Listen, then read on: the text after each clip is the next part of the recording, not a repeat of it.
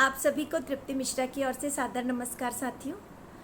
और हम आजकल लगातार विवाह गीतों की बात कर रहे हैं और विवाह गीतों में भी हम आजकल बात कर रहे हैं उन गीतों की जो बिना ढोलक के गाए जाते हैं, जो रस्मों के साथ हल्दी, तेल, खल मिट्टी या जो भी होता है इनके साथ चलते रहते हैं।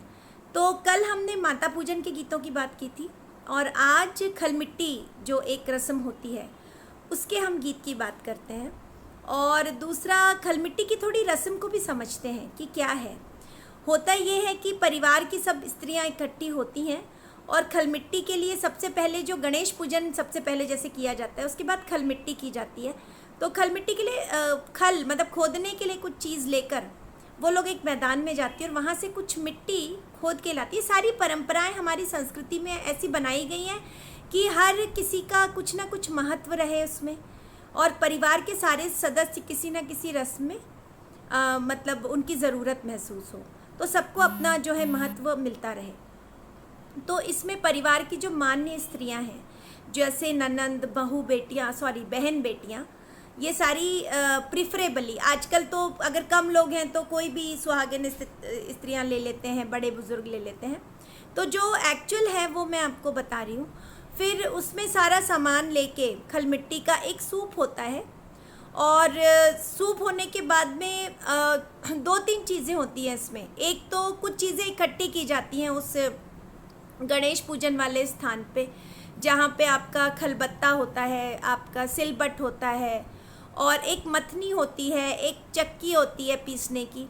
तो अब तो ओरिजिनल तो रखे नहीं जाते, सामान एक सूचक मिल जाते हैं मार्केट में, वो रखे जाते हैं। तो ये सारी चीज़ें पूजा के पास उनकी जो है ऐपन जिसको कहते हैं, जो चावल वाला बनता है, एक तो बनता है तो चावल में उसमें थोड़ा सा हल्दी डाल के उसको और पीस के उसका जो बनता है उससे उनकी सबकी पूजा की जाती है। और उसके बाद में एक और इसमें रस्म होती है, 2 सूप लिए जाते हैं, उसमें थोड़ा सा अनाज लिया जाता है और 7 सुहागिन स्त्रियां आपस में आमने सामने बैठ के ऐसे ऐसे करके उसको गिराती हैं। फिर वो ऐसे करके ये 7 बार प्रक्रिया की जाती है और इसको बोलते हैं पछौरा पछौरी। तो ये सब किया जाता है। तो ये जनरली किया जाता है आपस में, जो घर की बहू बेटियां हैं वो मिलके करती हैं और हंसी मजाक चलता रहता है इन सब चीज़ों में। तो इस तरह से बड़ा एक खुशनुमा सा माहौल बन जाता है विवाह में। और उसके बाद खल मिट्टी लेने के लिए जब ये जाते हैं तो एक सूप होता है, एक पूजा की थाली आपके पास पहले से होती है। उसके अलावा एक सूप में आपके पास जो एक सूप हमेशा चलता है वो एक पूजा का सूप होता है। उसके अंदर थोड़ा आटा, हल्दी और पूजा के अक्षत वगैरह रखे होते हैं, कुछ गुड़ और घी रखा होता है। तो इस तरह से ये सारा सामान होता है और उन सबको लेके ये सब स्त्रियां मैदान में जाती हैं और गीत गाती हुई जाती हैं, वहाँ पर खोदती हैं और 7 छोटी छोटी टोकनियों में वो अपने लेके, और लड़के या लड़की की जो माँ है वो भी वो मिट्टी थोड़ी सी अपने आंचल में लेकर वापस आती है और पूजा वाली जगह उसको सबको ये रखा जाता है। तो ये जब प्रोसेस होती है तो इसमें जो है गाना गाया जाता है। और एक गाना मैं आज आपके सामने लेकर आई हूँ और गाना बड़ा मज़ेदार सा है। गाने का मैं आपको पहले थोड़ा अर्थ बता देती हूँ कि जो स्त्री खोद रही है उसको तरह तरह के ताने मारे जाते हैं।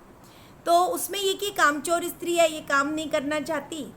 पानी भरने जाती है तो सब कहते हैं गगरी फूट गई तो सास गुस्सा होगी, पर गगरी नहीं फूटती, सास गुस्सा नहीं होती। फिर ये दूध दूहने जाती है तो बछड़ा इसको लात मार देता है और कमर में चोट लग जाती है, पर इसकी सास दया नहीं करती और इसको कुछ इलाज विलाज नहीं करती। अपनी नई दुहनी भी टूट जाती है, इसकी दूध ढुल जाता है, तो दुहनी जो दूध दोहने वाला बर्तन है वो के लेकर आ जाती है उसकी सास। लेकिन इसका जो पति है वो बड़ा अच्छा है और बड़ी किस्मत वाली है, वो गुड़ और सौंठ लेके आता है इलाज के लिए कि भाई इसको पियो।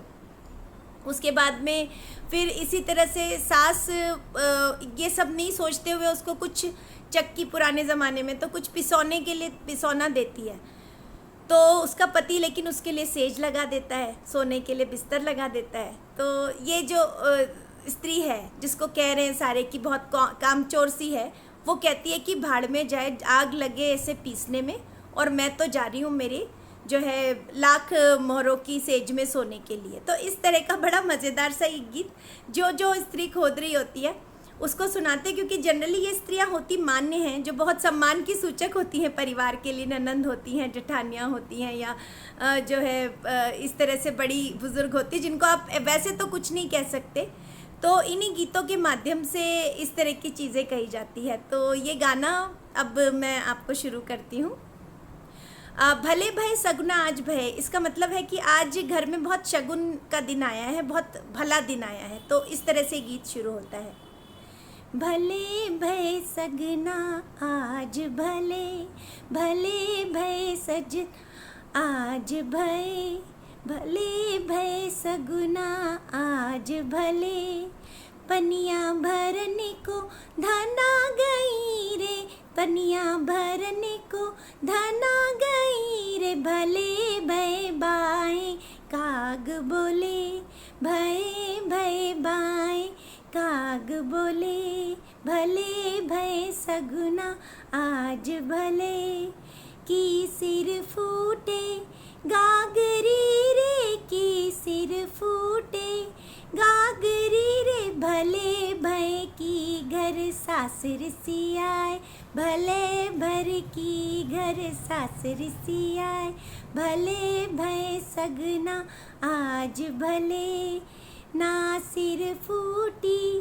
गागरी रे, ना सिर फूटी गागरी रे, भले भय ना घर सासुर सी आए, भले भय ना घर सासुर सी आए, भले भय सगुना आज भय, गैया दुहावन धन्ना गई रे, गैया दुहावन धन्ना गई रे, भले भय बछुआ मारी लात, भले भय बछुआ मारी लात, भले भय सगुना आज भले, दूध गयो दुहनी गई रे, दूध गयो दुहनी गई रे, भले भय कमर लगी बड़ी चोट, भले भय कमर लगी बड़ी चोट, भले भय सगुना आज भले, सास बिसावे दूहनी रे, सास बिसावे दूहनी रे, भले भय सैया बिसावे गुड़ सोंठ, भले भय सैया बिसावे गुड़ सोंठ, भले भय सगुना आज भले, भले भय सगुना आज भले, सास तो लाई पीसनी रे, सास तो लाई पीसनी रे, भले भय सैया बिछावे सुख सेज, भले भय सैया बिछावे सुख सेज, भले भय सैया आज भले, जरे बरे तेरो पीसना रे, जले बरे तेरो पीसना रे, भले भय लाख मोहर की सेज, भले भय लाख मोहर की सेज, भले भय सगुना आज भले, भले भय सगुना आज भले। तो इस तरह का ये गीत होता है। और ये खलमिट्टी जो है खोद के अपने अपने जो स्त्रियां होती हैं वो टोकनी में लेकर आती हैं कुछ, और कुछ जो है अपनी आंचलों में लेकर आती हैं। तो इस तरह का ये गाना गाया जाता है मज़ेदार। तो आगे भी हम बातें करते रहेंगे इसी तरह के गीतों की, और अभी के लिए अलविदा।